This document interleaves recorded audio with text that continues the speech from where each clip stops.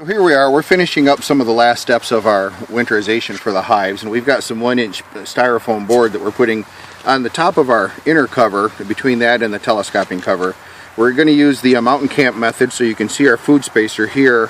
This just lifts up above the top of the frames in there.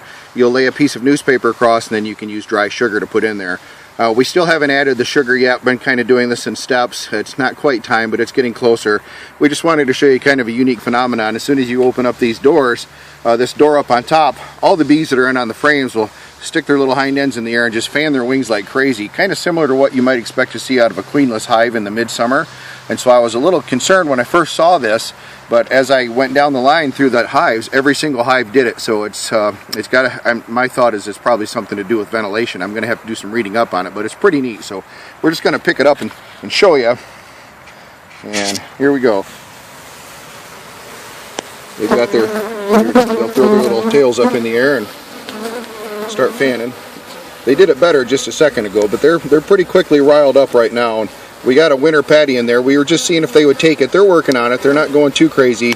It doesn't hurt to try it. Some hives like them better than others, so we had a few extras, so we thought we'd put it in there. It's been in there about 3 days, and so we'll go ahead and continue on down the line here with the hives and work more toward the winterization. We've got our mouse guards going in. There's our last couple we're going to do today. You can see these orange ratchet straps on the ground.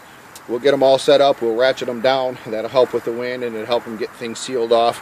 I put my screen bottom board covers back in, and so the hives have got the screens back closed up, and we're just going to do the best we can. We're allowing them to use the notch in the inner cover as an upper entrance.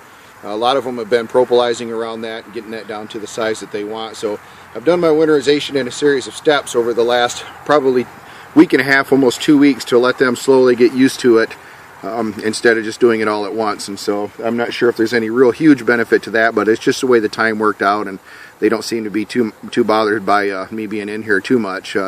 They're a lot more aggressive typically than they would be in the summer, but they've got their hives ready for winter, so they're not going to tolerate a whole lot of fooling around.